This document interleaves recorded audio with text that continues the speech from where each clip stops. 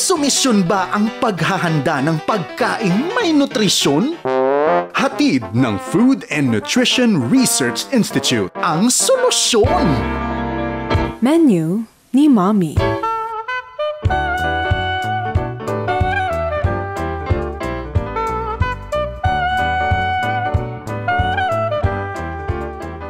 Magandang umaga kaibigan, ito po muli ang inyong lingkod, si Josie Gonzalez po ng Food and Nutrition Research Institute upang magtalakay na naman po o magbigay sa inyo ng isang mahalagang paksa tungkol po sa katutubong gulay, ang malunggay.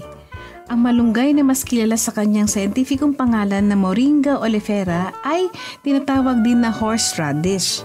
Sa English, ito po ang tawag, horseradish, isa sa mga pinaka-kapakipakinabang na uri ng halaman sa buong mundo. Ang dahon at ang bunga nito ay ginagamit bilang pagkain gulay. Ang dahon ng malunggay ay ginagamit ding sangkap sa iba't ibang pagkain gaya na lang ng tinapay at noodles. Bukod dito, ang dahon, bunga at iba pang bahagi ng malunggay ay ginagawa ring traditional na gamot para lunasan ang iba't ibang uri ng sakit. Kaya nga ang malunggay ay tinagurian bilang the miracle tree.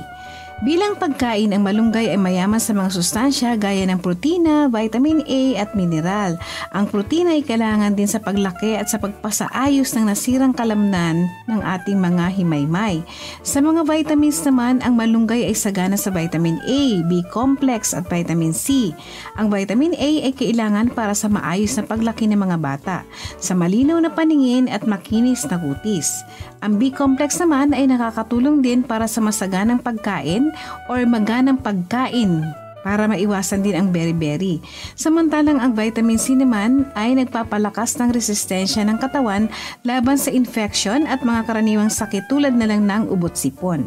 Ang malunggay ay sagana din sa mga mineral gaya ng iron, calcium at phosphorus. Ang iron ay kailangan para sa malusog at mapulang dugo. Ang kakulangan sa iron ay magresulta ng anemia na nagiging sanhi naman ng lubhang pagkapagod at pagbaba ng resistensya. Ang calcium naman ay kailangan para sa matibay na buto at ngipin. Iminumungkahi rin sa mga nagpapasusong ina na kumain ng malunggay upang siya ay mag-produce ng higit sa maraming gatas para sa kanyang sanggol dahil sa mataas na taglay nitong calcium. Ang phosphorus ay kailangan din sa paglaki at pagkumpuni sa lahat ng cellula o cells at tissue sa katawan. Ang phosphorus ay tumutulong din mabalanse ang iba pang vitamins at minerals sa katawan gaya na lang ng vitamin D, iodine at zinc. Bukod sa vitamin at minerals, ang malunggay gaya ng iba pang mga gulay ay nagtataglay din ng fiber o hibla na siyang tumutulong linisin para malinis ang ating bituka para sa regular na pagdumi. Tumutulong din ang fiber sa pagpapababa ng kolesterol.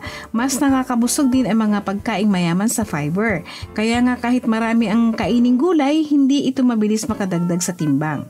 Ang malunggay ay mayroon ding antioxidant activity na tumutulong sa pag-iwas sa ilang klase ng cancer. Maliban po sa mga sustansyang makukuha sa malunggay, may iba pang benepisyo ang taglay ng malunggay kung kaya't tinatawag din po itong functional food. Yan. Mahalaga ang pagkain ng gulay, ngunit ayon sa resulta ng National Nutrition Survey na ginawa ng FNRI ay bumaba ang pagkonsumo ng Pilipino ng mga gulay. Ayan, nakakalungkot kasi nga pababa naman yung consumption natin ng gulay kasi madalang kumain ng gulay yung mga ibang kasamahan natin o mga kababayan natin. Kung kaya't isinusulong ng FNRA ang pagkain ng gulay. Sa Pinggang Pinoy na ipinapakita na ang kalahating bahagi ng plato ay binubuo ng prutas, gulay, kung saan mas malaki ang proportion ng gulay. O mga kaibigan, oras na para magtampok ulit ako ng isang recipe. Ito ang pikadilyo na may dahon ng malunggay. O ayan, excited ba kayong malaman to?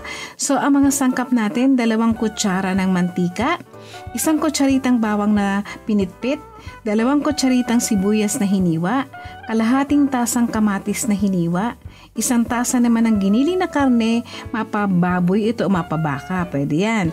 4 na tasa ng hugas bigas, 2 kutsarita ng asin, 1 kurot ng paminta at 3 tasa ng dahon ng malunggay. Doon po sa hugas ng bigas, yung mga pangalawang hugas na po, wag yung first kasi medyo madumi pa yon. Okay? So ano naman yung paraan ng paghahanda? Una, sa kaserola, painitin ang mantika at igisa ang bawang, sibuyas at kamatis. Tapos, idagdag ang giniling na karne. Takpan ang kaserola at lutuin ng 5 minuto sa mahinang apoy lamang. Idagdag ang hugas bigas at pakuluan. Timplahan po natin ng konting asin at paminta iodized salt pa ang gamitin natin ha. Idagdag ang dahon ng malunggay. Lutuin ng 5 minuto pa hanggang sa ito ay maluto. O ayan, pwede po ito sa 6 katao. Tandaan po natin ugaliing kumain ng hindi lang ng malunggay kundi lahat ng uri ng gulay.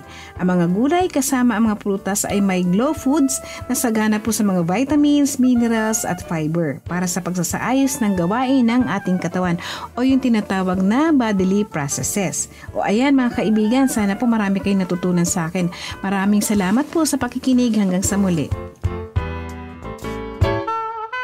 Ang menu ni Mami ay hatid sa iyo ng Food and Nutrition Research Institute ng Department of Science and Technology.